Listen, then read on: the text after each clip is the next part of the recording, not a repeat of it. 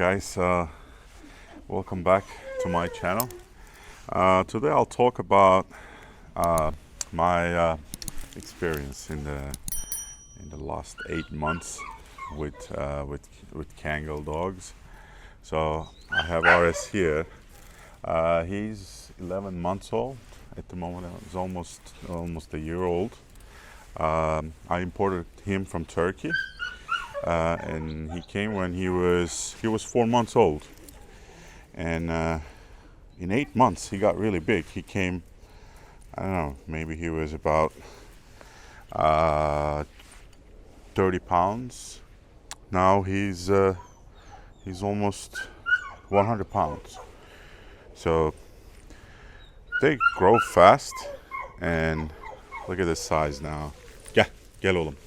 And I speak Turkish, so I'm Turkish American, and I did a big research before I got them. I always had kind of interest in Kangal dogs, and there's so much as for the people who made the research, you could see there's always a big debate which is the right type of Kangal, and what are the Kangal dogs, and so many unknown parts that kind of you need to find out, or you could see if you can really find the answers you're looking for.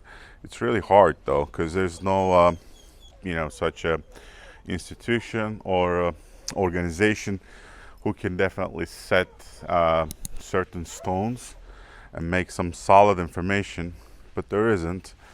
All we have to do some research with it, and you gotta kind of like see what the people are saying. This is usually what is it called with Kangal dogs. It's just lots of breeders and the people, they will kind of give the definitions of the Kangal dog, and there's a lot of debate between Anatolian Shepherd and the Kangal dog. To be honest, I don't even know 100% the right answers, but I know what the people kind of arguing, or what they're saying. So for Kangals, this is the Turkish people, or the people in Turkey that I respect, their years in this. So they would kind of go with a couple of things. One of the things that a lot of people argue is the shape of the head. So they say this should be here, very close to flat, and it should not have. It's really hard to show. He's a puppy now, still. So this head shape could be close to like a flat surface. It should not have a big bump like this.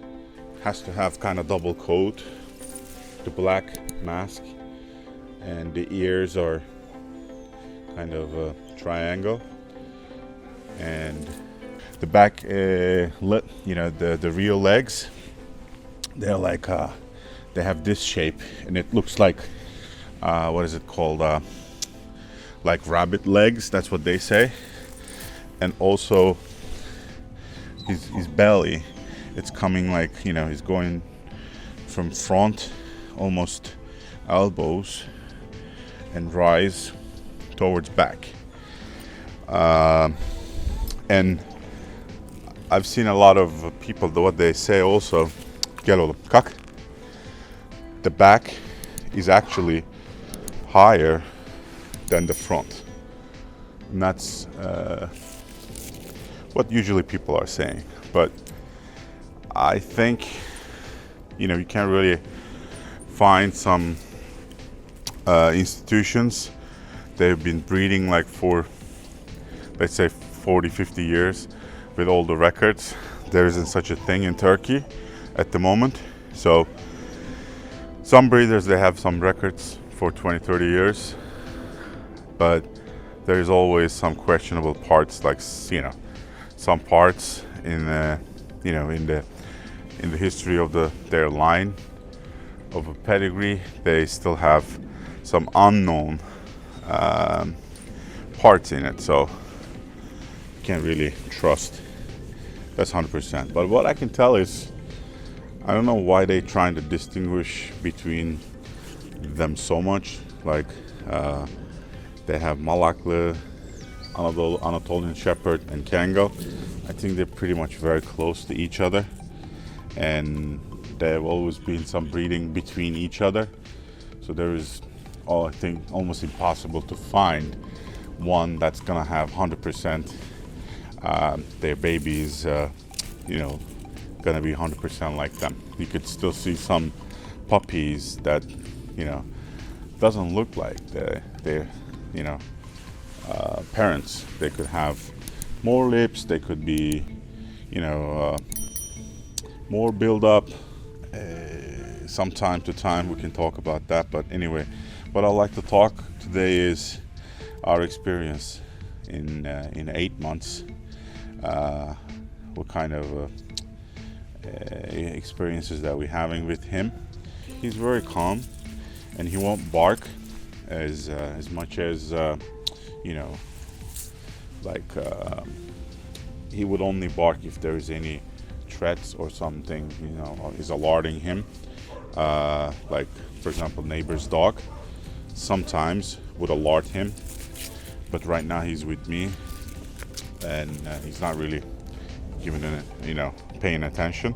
He's very calm, and he would listen to me, and most of the time he would just follow the instructions easily, or 80%, 70% of the time.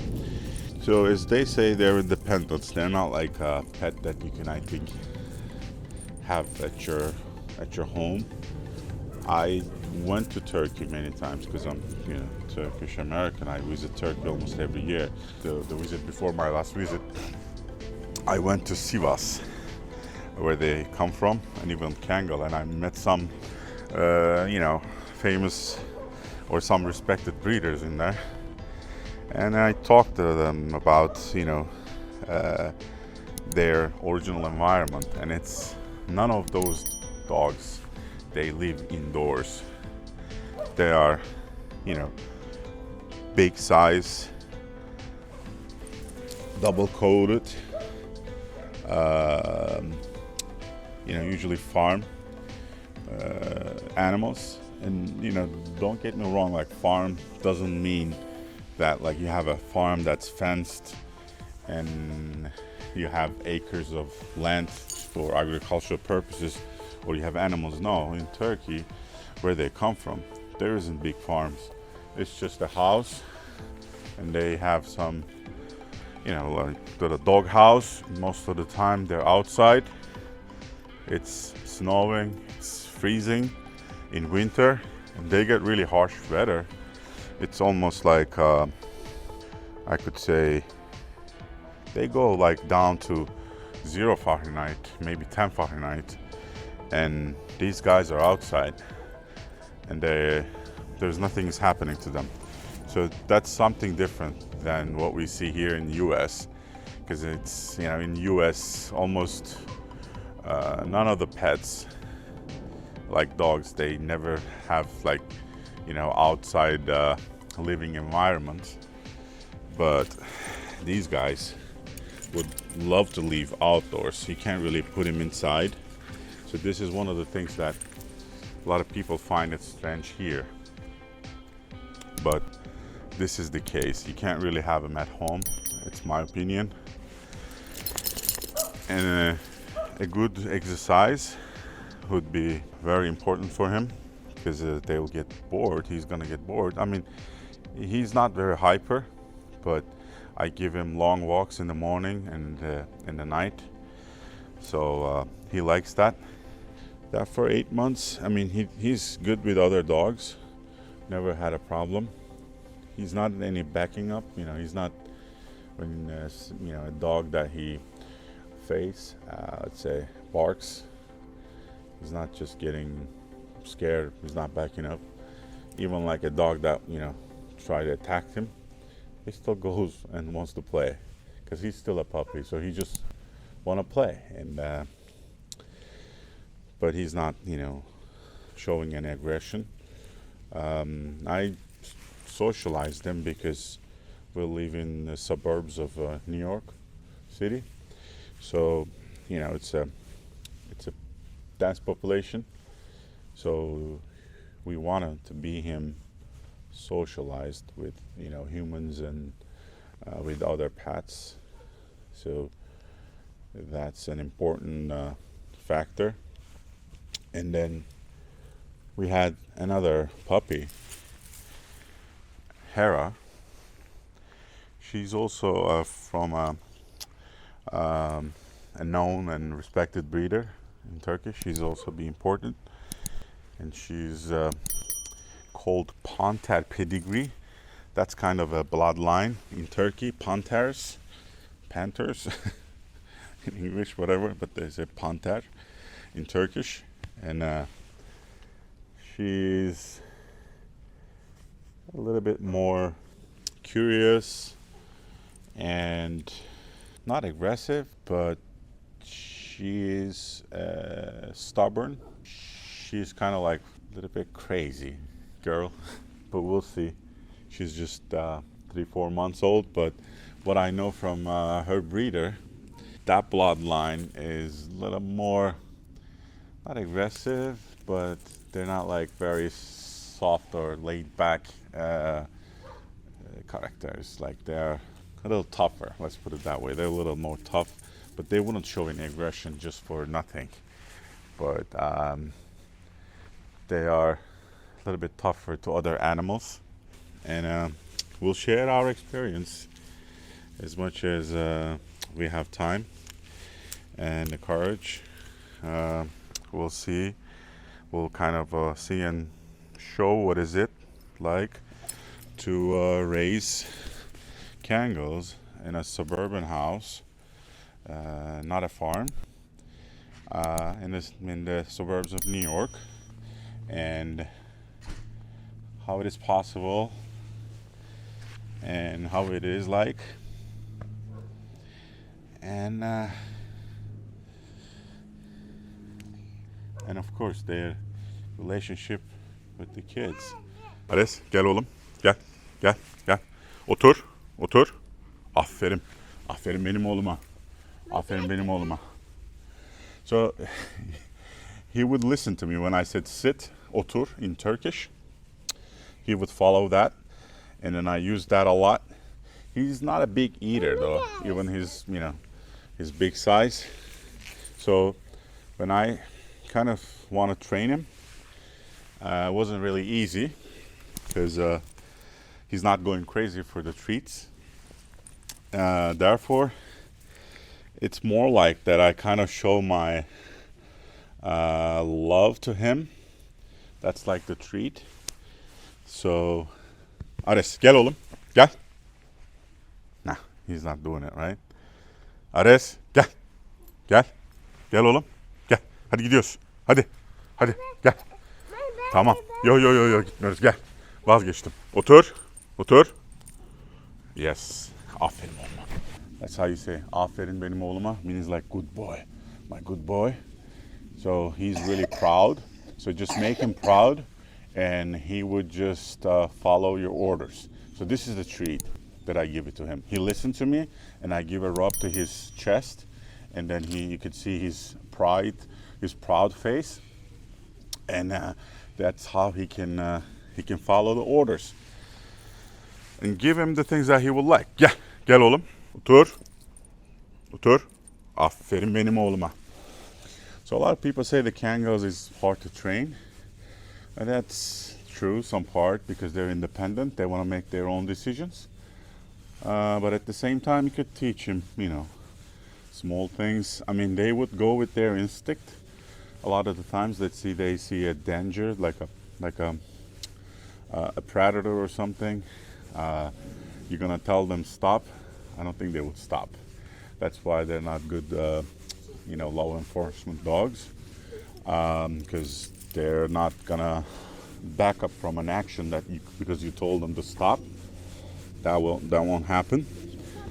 But he's a good puppy so far, and you'll love him. He's very, very smart. And one of the things is we are amazed that how clean he is. Like, even in your backyard, he's not gonna do his business. He would, kind of hold it, because I take him to the walks every morning and night, and that's when not usually, always, that's when he would, pee and poop. He's not gonna pee and poop in his backyard. This is his territory, this is his area. So he's not doing any of those here. He keeps clean here. They love to dig, so this part of the yard, I kind of left them to do their soil work. They would love to do that.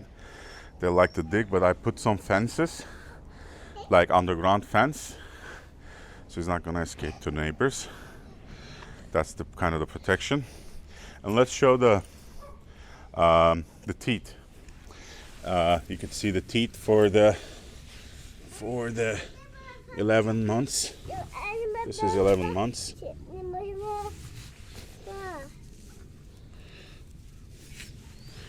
Yeah. All right.